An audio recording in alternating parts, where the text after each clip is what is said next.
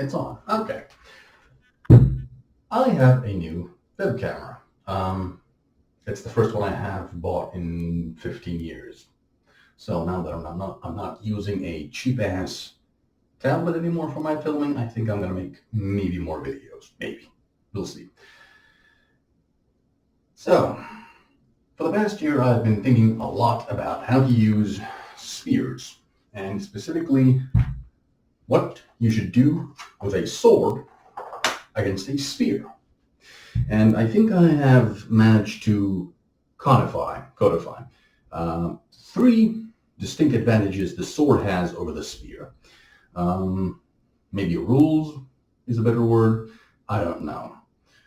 I'm not going to go over those today. I'm just going to go over the second of these advantages because I haven't really tested it enough for my own satisfaction. I started testing it before winter, and I asked a friend to help me. He flaked on me, so I asked another friend who came over for the weekend, and we managed to do a few tests, which seemed to agree with my findings, my theories, my hypothesis for how to counter a spear with a sword. But since after that, I've been waiting for all this damn snow. There's a lot of goddamn snow to just go away so I can do more tests and then maybe make a proper video about that. So the first rule, as I've thought about it, is the fact that the sword is a shorter weapon than a spear, so you can get in close and then you have an advantage there. This is generally agreed upon. It's just the basics. The second advantage I find more interesting, and that is the fact that the sword is made generally out of steel or iron, while most of the spear is made out of wood. This means that this thing is more durable than this thing, one would think. And this is more or less reflected in the historical records. During the Pike era, cavalry, I think, was mentioned often cutting down pikeheads, and we have a rather vigorous debate online about whether or not great swords, Zweihanders, Montante, whatever you want to call them, whether or not they can cut through the head of a pike, in a pike formation generally. That is how a Doppelsoldner in a Landsknecht formation would work, how they would operate. And a lot of tests have been done regarding this, and I have thought about the way they've done it, and I disagreed with the way they do the cutting. So that's why I'm now making this video, because I've been commenting on such videos, giving my 2 cents on the matter.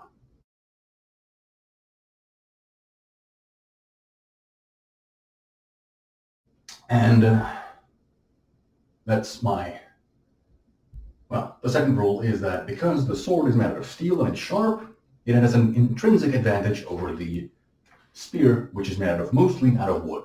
So the general idea is that when the spear is extended, you would cut the haft, and that would destroy the weapon, allowing the sword user to get past the reach and the tip of the spear and cut down the spearman.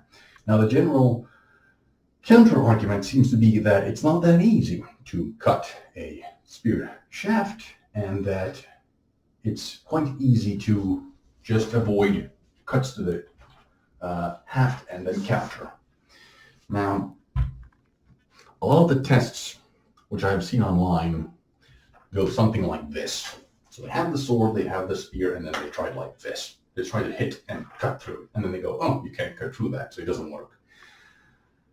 That's not how you would do it against a spear user, I would say. How you would want to do it is basically that you ignore the existence of the spear and try to cut at the person with the spear right in front of you. So you would have your sword, and rather than trying to, let's move this way so I don't have to hit the window. So you're holding a spear, and I'm trying to cut it. So rather than me trying to do something like this, I should be trying to cut towards you. I'm taking the center line, and in doing so, I would be cutting the spear. This is mainly different in the way that the blade would then do the goods. Let's take that one. The main difference here is that rather than trying to cut against the grain, like so, where the wood is at its strongest, you would be cutting along the grain, like such. Not quite parallel, but along the grain, like so. This allows you not only to negate the biggest advantage of the spear flexing out of the way, such from the blow, and the difficulty of actually hitting the spear shaft when someone's trying to move it out of the way. Because you are not trying to hit the spear. You are merely covering your center line. And whether or not you actually hit it is immaterial, because you are performing a defensive action. You're taking control of the center line, and if there's something there, okay, you cut it down. If there isn't, okay, you continue your technique. Basically, rather than focusing on the spear, you should be keeping your focus on the spear user, the spearman. Because one of those fundamental rules of good fencing is that you shouldn't be looking at the sword. If you look at the sword, you get distracted, and then you get hit. Rather, you should be looking at the opponent at all times. And your sword should find their sword by going through and controlling the center line, maintaining a defensive posture and keeping you from getting distracted, which is basically every time someone talks about spear being better than sword, they talk about how big of a lever this is, allowing you to very quickly change the spear tip's position. So if you try to hit the spear shaft, you are following the weapon, allowing yourself to be open, and then get the counter from a different location. So, don't focus on the spear, focus on the spear user. Go for the center line. Rather than trying to hit the spear, which can move very quickly, focus on the person you're fighting. And take control of the center line. If the spear is there, good, you hit it. If it isn't, you don't need to worry about it. Because as long as you maintain your distance, you will not be hurt by the spear. Like so. Another advantage of, or well, rather, to cut the spear along the grain necessitates that you, I forgot what I was going to say. Right, I remembered. So, because you are trying to cut along the grain rather than against the grain, you need to be at a certain angle. And this angle has another benefit, which is that because you are cutting this way rather than this way, that doesn't make any sense. You are cutting, if the spear would be standing upright, you would be cutting like this rather than like this, meaning that as you cut down, the actual strength of the spear going downwards is supporting the cut.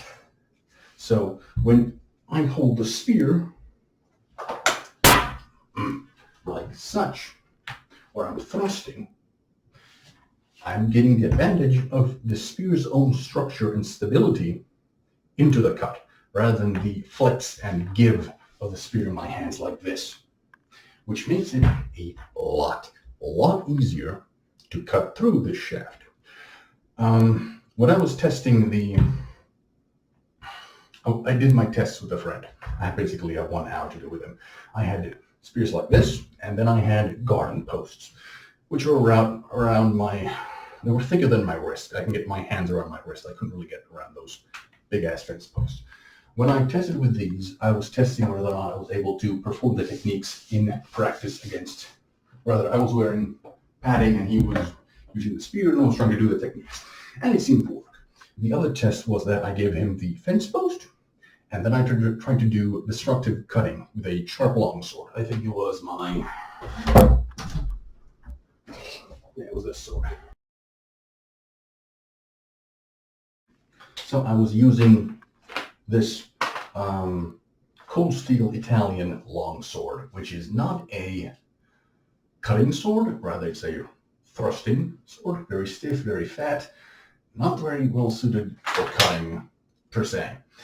And I was using this against the fence posts, which were 2 meters long and I believe 5 centimeters thick. So they were really big. And there were some impregnated wood. I don't know what it was made out of. I couldn't find out. So it's not hardwood, but it's thick.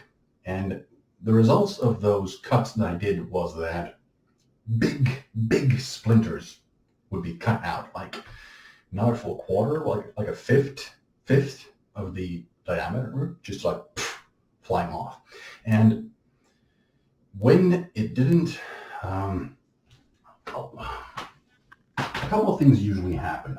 One was that I took a big slice out of it, and it would be so energetic that the spear would be sent flying to the ground because I'm cutting down. And if there was a spearhead, it would have embedded itself into the ground, which actually happened with this and the Dull Theater when I was testing the practicality of the feasibility of performing the technique against a something that has the handling characteristics of a good spear. Another thing which happened was that the sword, it didn't really embed itself, but it really bit into the spear because I was cutting into the grain. And this allowed me to basically control his weapon, pull it aside, close in, and then pull it loose or come in with the palm to the face. So that really allowed me to break the distance between us. So that really worked well. The last option was that if he was trying to feint and I swung and missed, because I wasn't trying to hit the spear, rather I was trying to cut the center line and I was stepping backwards, I was in no danger because I had covered my center line. I hadn't been attacked, that's fine. I was moving backwards, so I wasn't in any danger of being hit, even though I was stepping forward because I was maintaining the distance. I was looking at him rather than the weapon. So, because I was in a position like this, si resistente di Cignale, and if he tried to attack my opening here, what would happen is I would perform exchange of thrust, exactly as Fiore writes. I believe he has exchange of thrust in 2 parts in his manual, once in longsword and once in spear. This, I think, means that it's anti-sword and anti-spear, meaning they can also be done with the spear against, with the sword against the spear, as he sees it. And the first time I did it with this thing, it was so perfect that I almost ran him through. I had this moment of absolute panic where I was, and then pum, and continue through. And I was at this point of oh shit, trying to just pull the point up, oh fuck, away from his face, because it was just, if I wanted to go through with it, I would have had the point through his eye. It was just clicked. It was perfect. And every subsequent time I did it, it just worked. The timing is such that if the spear user tries to feint and then follows through, it's in perfect timing for exchange of thrust. It's it just works. It seemed to. And that's why I'm so convinced about how this works, but I haven't really put out anything until now because I want to make a proper video about it. I want to capture it. I want to show you people how it happens. But all this fucking snow. There's so much fucking snow. Yeah. But I think this will have to do for a preliminary video. It's very rambly. It's not going to look very cohesive, but it has the main salient points down to my own satisfaction, so that I'm not going to be talking about this in a year from now when everyone else thinks someone else came up with it first. Just, yeah, my paranoia, whatever, my pettiness. Bye.